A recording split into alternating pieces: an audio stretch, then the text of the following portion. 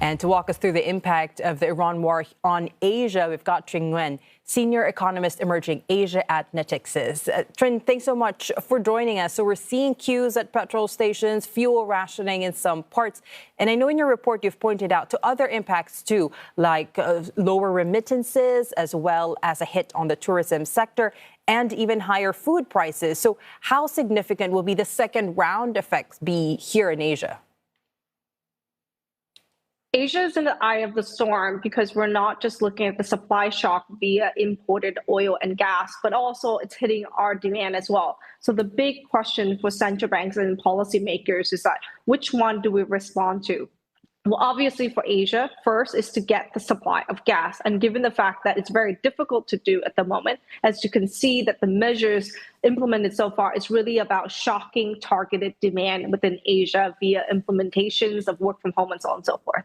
That means that we're facing a significant supply shock, and the answer is to suppress demand. The second aspect of the supply shock is that prices will go very high. When prices go very high, it naturally destroys demand on top of the demand via policy suppressed to meet the supply of weakened supply. What that means is that higher prices of jet fuels and airplane costs will impact the tourism sector. Higher prices of fertilizer will impact the prices of food. Higher prices of plastics ingredients needed to make plastics will impact supply chains. The lack of helium impacts helium prices, which also creates disruption in the chip sector. In other words, in Asia, we're facing shocks on our entire economic model, from essentials to non-essentials. In the non-essentials, we're talking about eventually not just fuel and food going higher, but eventually that it will impact trade, tourism, and remittances. Yeah. And you also said that central banks don't have much room to move because they have to watch both inflation and growth. How much support can governments give on the financial side when this is also weakening Asian currencies? Absolutely. I think the richer economies are looking at subsidies and supplementary surplus to really support the suppression of demand or the impact of higher prices on their industries. Countries like South Korea have space to do that, and they're looking to do that to mitigate the impact. But a poorer economy are ones that are looking at the fiscal deficit widening and the impact of subsidies on consumption.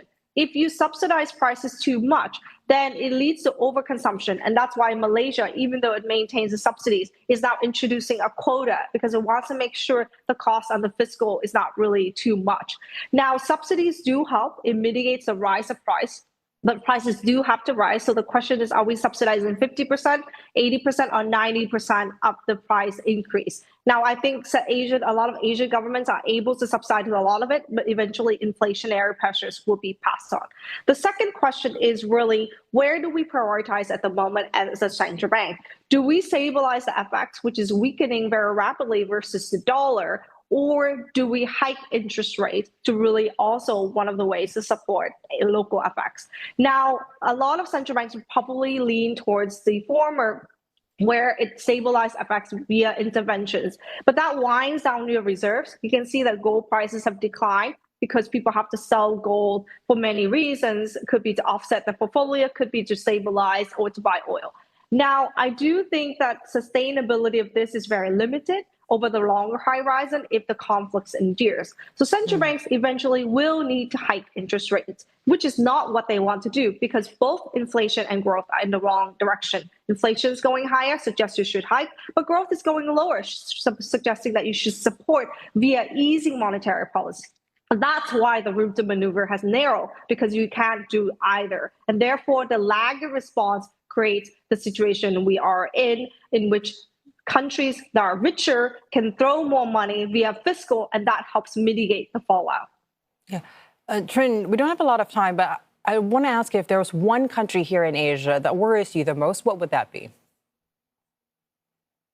Well, Pakistan is a country that's very concerning. I think the Philippines is for longer duration. At the moment, it is not the most impacted in terms of share of GDP of imports of oil and gas, but it does have this food imports as well. The longer this conflict drags on, it's going to go into food prices, and food price will rise, and protectionism will rise. So exporters like India and Thailand will likely ban the export of key grains like rice, for example. And that is a big problem for an importing country like the Philippines. And I do think eventually inflation will shoot up, and therefore the central bank will need to hike interest rates when the economy is softening. Trinh, a lot more to talk about, but really appreciate your insights today as the situation unfolds. Trinh Nguyen, their senior economist, emerging Asia at Natixis.